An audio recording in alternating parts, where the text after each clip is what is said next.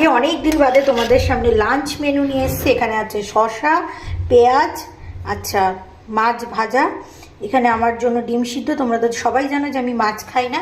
এখানে আছে গতকালের শুক্তো, এই শুক্তোটা আমি গতকাল বানিয়েছিলাম, ঠিক আছে। আর এখানে আছে মিক্সড ভেজ, সমস্ত সবজিপাতি দিয়ে আর কি মিক্সড ভেজ। তো তোমরা তো সবাই জানো যে আমি নিরামিষ খাই, হ্যাঁ মানে ডিম মাংস খাই, মাছ তো খাই না। তো নিরামিষ ভেজটা বানিয়ে নিয়েছিলাম বেশি করে।